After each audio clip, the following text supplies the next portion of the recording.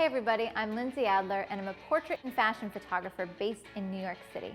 For this particular image, I was inspired by dramatic Hollywood glam, 1940s inspired. She has beautiful hairstyling here, beautiful girl, so I wanted to do something dramatic. And so what popped into my head immediately is that I have to have shadows, I have to have sculpting to the face, and so one of the best ways to do that is something called short light. Short light is when the shadow side of the face is closest to the camera. When your main light is in front of the subject, when you put the light off to the left or right, there's a shadow cast. However, if you turn the subject and have the light almost from behind, the shadow is cast toward the camera, and that is called short light.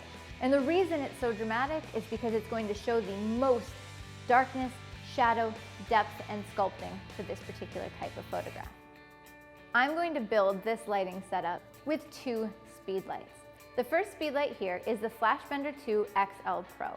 I wanted to have a little bit of a larger light source so that it would still be soft on her face. Just because you want an image with shadows doesn't mean it has to be a harsh light. So I want to have nice flattering light on her skin, but I'm going to move it far off to the side to give me more depth and shadow. This is actually the perfect positioning of this light based on what I was looking for. For how she was posed, if you look, she has Rembrandt light in the shadow side of her face towards the camera. So you'll see a triangle of light. So it's very, very dramatic, very moody, but she also has light in both eyes and catch lights in both eyes. So it is very flattering for a portrait as well. There's one downside to this setup though. She has all this beautiful, luscious hair and it falls to complete shadow. I'm going to lose that interest of the photo. So this is where a second Speedlight would come into play. And the modifier that I've chosen is the FlashBender 2 XL Pro with a diffusion panel. So basically what this does is it turns it into a pretty large size softbox. What I wanted a softbox for is to give that nice sheen to her hair.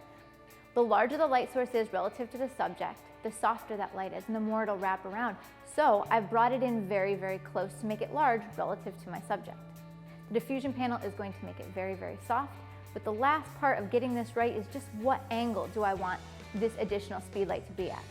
So this is where I'm going to need to feather the light. And feathering means I'm going to angle it away from my subject. So in fact, only an edge of this light, this fill light here, is hitting the subject's hair. With two carefully placed Speedlights, I can really emulate 1940s Hollywood glam. The first Speedlight I have in a short light position, so the shadow side of the face is closest to the camera, giving me shape and drama. The second Speedlight I have carefully placed to give her definition from the background and to give a beautiful shine to her hair.